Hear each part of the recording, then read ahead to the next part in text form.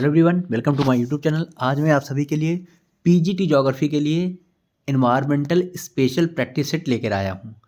अच्छे प्रश्न हैं। ज्योग्राफी पीजीटी में इन्वायरमेंट से भी प्रश्न आते हैं, तो हम लोग एक तरफ से देखते हैं। पहला प्रश्न है, कौन सा मिलान गलत है? कौन सा मिलान गलत है? एक तरफ नेशनल पार्क हैं, दूसरी तरफ राज्य हैं। मानस नेशनल पार्क असम में है, बिल्कुल सही।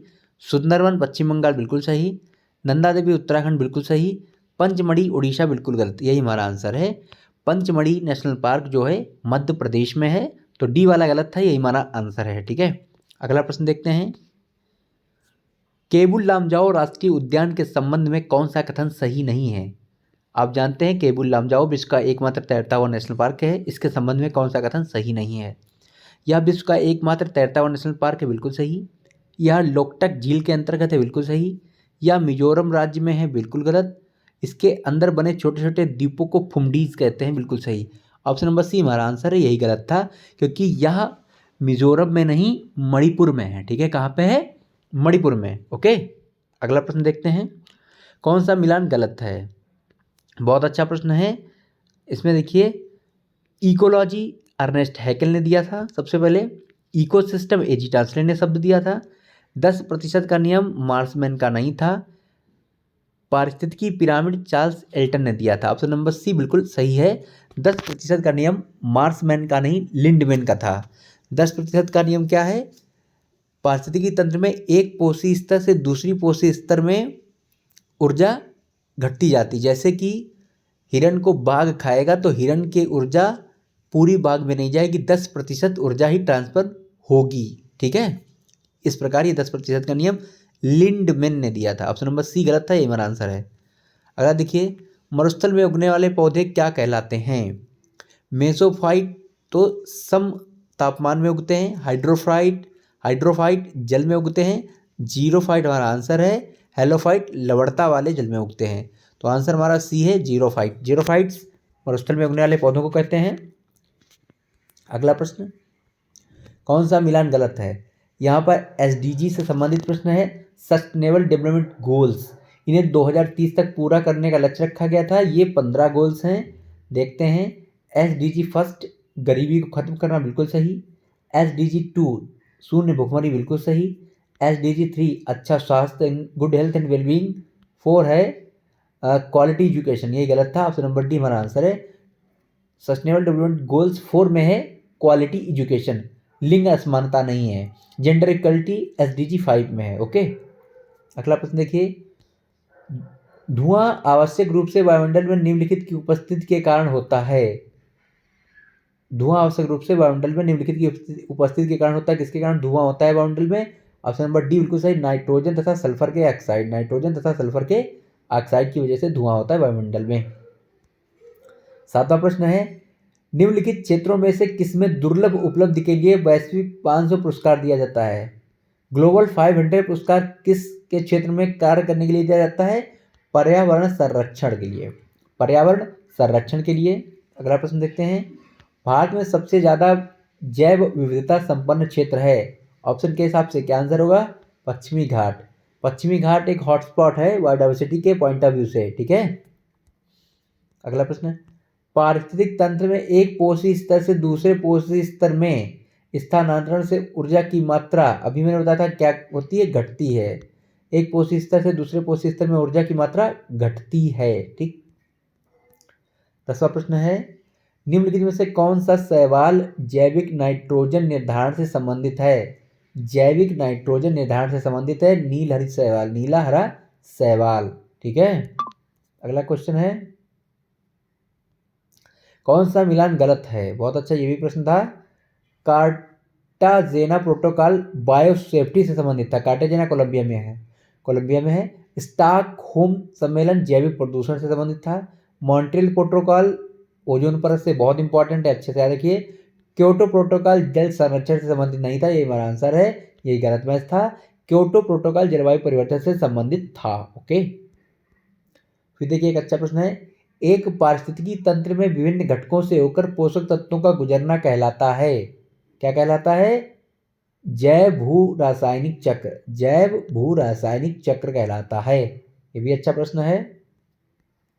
कौन सा मिलान गलत है, यहाँ पर भी देखिए कुछ प्रोजेक्ट्स और एक्ट्स हैं, उनके संबंध में कौन सा मिलान गलत है। टाइगर प्रोजेक्ट 1973 बिल्कुल सही। प्रोजेक्ट एलिफेंट कब आया था, 1992 बिल्कुल सही। वन्य जीव संरक्षण अधिनियम 1972 बिल्कुल सही। जैव विविधता अधिनियम 2000 गलत है, बिल्कुल यही हमारा आंसर है। जैव विविधता अधिनियम 2002 में आया था। ठीक है, अच्छे से इसको समझते चलिए। 14वां प्रश्न है, सुपोषण के संबंध में कौन सा से कथन सत्य है।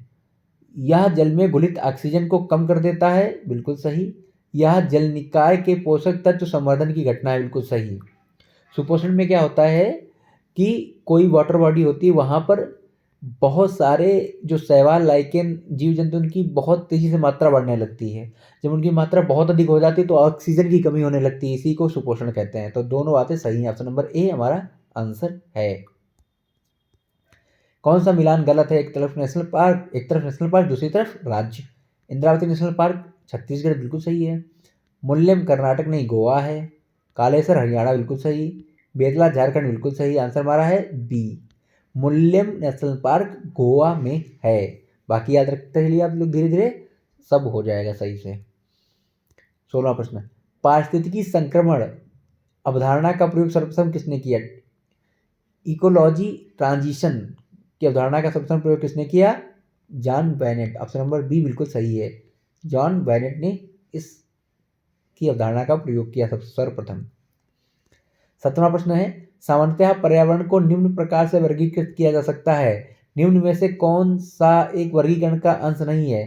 जो हमारा पर्यावरण है परि प्लस आवरण से बना हुआ है। भौतिक पर्यावरण होता है, सांस्कृतिक पर्यावरण होता है, जैविक पर्यावरण होता है, परिचालन पर्यावरण नहीं होता है। यही हमारा आंसर है। ठीक है, अगला प्रश्न, राष्ट्रीय चंबल अभ्यारण्य निम्नलिखित में से किस राज्य का हिस्सा नहीं। आप जानते हैं राष्ट्रीय चंबल अभ्यारण्य, चंबल जो नदी है उसके आसपास फैला हुआ है। उत्तर प्रदेश, मध्य प्रदेश, राजस्थान, तीनों राज्यों के बॉर्डर को मिला के पूरा इलाका जो है राष्ट्रीय चंबल अभ्यारण्य में आता है। हरियाणा इसमें नहीं है। ऑप्शन नंबर डी हमारा आंसर है। ठीक, अगला प्रश्न, राष्ट्रीय स्वच्छ वायु कार्यक्रम केंद्र द्वारा किस वर्ष प्रारंभ किया गया था। तो किस वर्ष प्रारंभ किया गया था, 2019 में। ऑप्शन नंबर बी बिल्कुल सही है, राष्ट्रीय स्वच्छ वायु कार्यक्रम 2019 में शुरू किया गया था, याद कर लीजिए। ये बड़ा प्रश्न है, अच्छा प्रश्न है, समझ लीजिए इसको। वर्ष 1987 में संयुक्त राष्ट्र पर्यावरण से संबंधित एक प्रतिवेदन की प्रस्तुत के उपरांत धारणीय विकास यानी सस्टेनेबल डेवलपमेंट पर चर्चा आरंभ हुआ प्रतिवेदन था। तो कौन सा प्रतिवेदन था जिसमें इसका जिक्र किया गया था पहले, our common future. Option number C बिल्कुल सही है, आवर कॉमन फ्यूचर में। ये देखिए कितना अच्छा प्रश्न है, यूएनएफसीसी का फुल फॉर्म क्या है।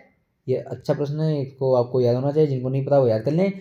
यूएनएफसीसी का फुल फॉर्म क्या है, United Nations framework convention on climate change. Option number A बिल्कुल सही है, याद कर लीजिए फिर से देखिए, United Nations framework convention on climate change. Okay, ठीक है। इसके बाद देखिए कौन सा मिलान गलत है, ये यूएनएफसीसी के कॉप सम्मेलन है। कॉप का मतलब होता है कॉन्फ्रेंस ऑफ पार्टीज। तो कॉप 21 न्यूयॉर्क में नहीं हुआ, कॉप 26 ग्लासगो में हुआ, कॉप 28 दुबई में, कॉप 29 अजरबैजान में। कॉप 21 बहुत फेमस है, 2015 में पेरिस में हुआ था, इसलिए ए गलत था, ये हमारा आंसर है। ठीक है, अगला प्रश्न, निम्नलिखित में से कौन सा एक वन्य प्राणियों के विलुप्ति का प्रमुख कारण नहीं है।